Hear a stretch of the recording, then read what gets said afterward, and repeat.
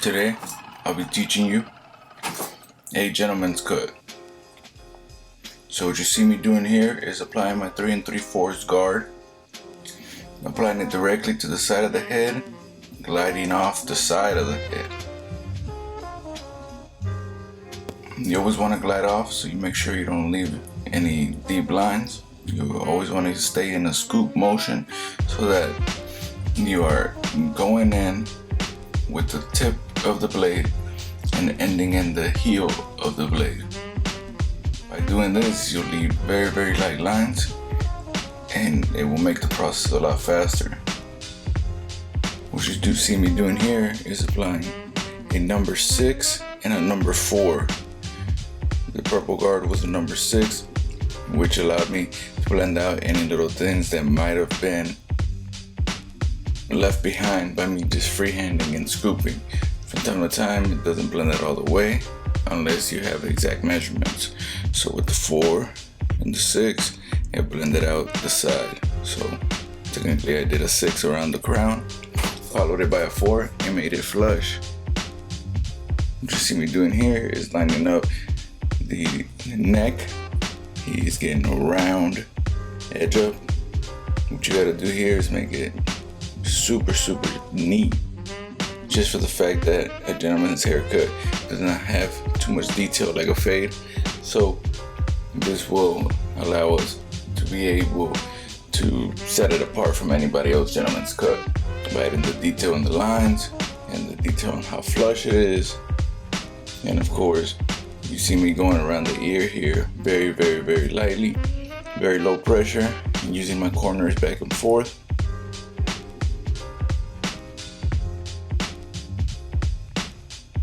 I'm preparing to do the beard, so I'm doing the back end of it.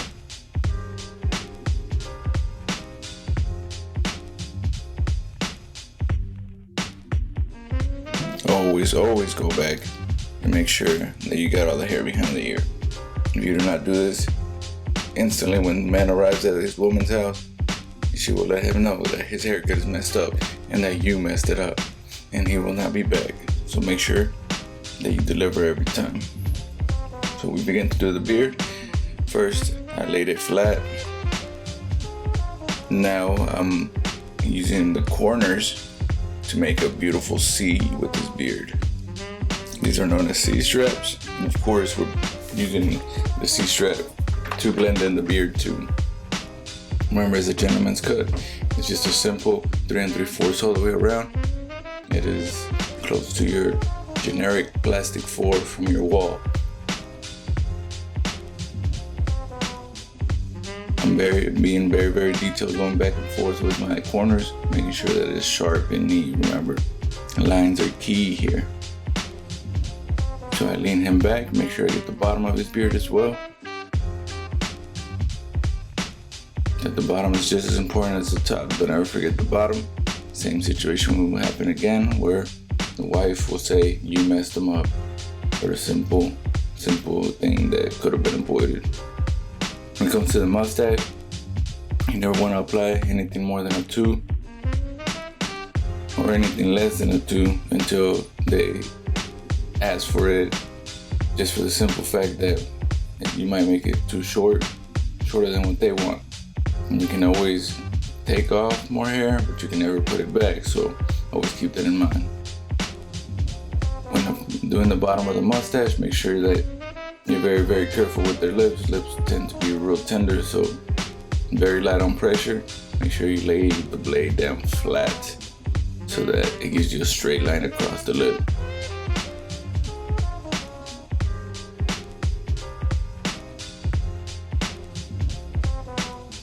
Here we go with a little bit of a clip over comb, just to add that extra detail to how flush it is. This is a lot of educated guessing when it comes to clip over combing.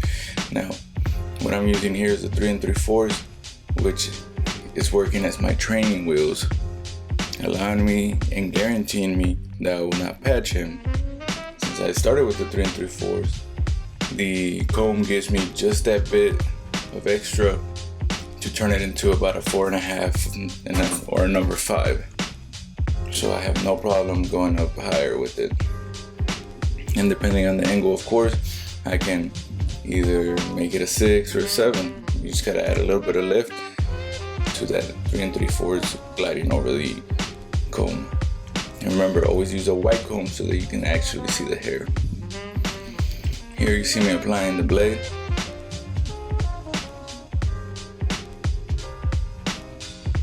As I apply the blade, I always make sure I lube, just for the fact that some people get irritated. I'd much rather have a blade raw, but over the time I've seen individuals get red or pink, just a bit raw, and I decided to apply different kinds of lubricants. There's a Pure Edge, there's a new liquid that dries pretty quick. I have to get the brand for you guys a little bit later, but it just glides very, very well over the skin. You also have your Elegance, that's very, very common right now. Don't forget to come in for a final touch with your scissors. I use a scissor over comb for all my cuttings. I don't take a chance on my fingers. So what I do is raise it to the level that I need it. For this situation, we're basically taking off anything that would be known as the amount that comes over your fingers. If you're a barber, you would know what that means. If you don't, it's just really the hair that comes over the hair when you're beginning to do a scissor trim. I always make sure that I'm combing and styling in the direction that they use it, or that they wear it, so that I can make sure that I cut accordingly. I want to make sure that the haircut is specified and uniquely for that individual.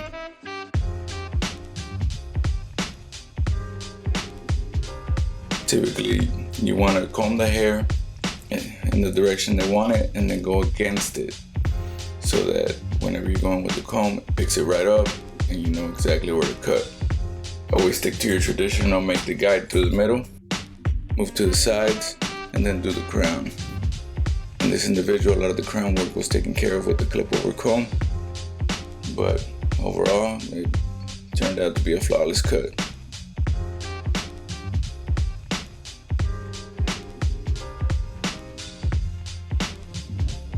So we always go back and make sure we have that extra detail. So we're following the lines again around the head, where we had made a round back. We go back little by little and lay down that blade straight flat so that it is extra crisp. We're gonna make sure that there's no hair below the neck, and we're gonna make sure we apply the shaver, as you'll see in a few seconds, just to make sure that this haircut will last him at least a couple weeks without him having a furry neck. So we're moving around to the right side. Once again, I'm using the edges to my T-outliner, making sure that it is crisp and flush when I'm making the C-strap again.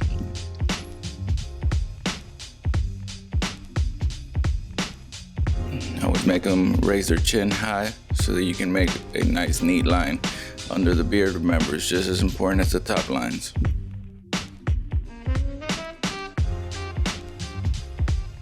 On the neck, there's always a couple swirls that most people disregard. Make sure you don't. The beard also has swirls. Make sure you don't disregard those as well. Make sure that your trimmer is lined up correctly, zero grabbed, but of course not too sharp and not overlapped. The simple fact that the bottom of the chin will be irritated a lot quicker and they will complain a lot faster. If there's a couple areas you miss with the blade, make sure you catch it with either your Baby Liz or your 5-star wall, which are both that I recommend. Of course, the black label 5-star wall, not the red. The red is a horrible machine. Make sure you go around the ears. A lot of barbers use a blade to go around it, but I think you still miss a couple spots here and there with it. So I use the shaver. I feel it's way more efficient. And there it goes. Give them the 360 around the mirror. and make sure he's satisfied. Once again, check out the YouTube videos.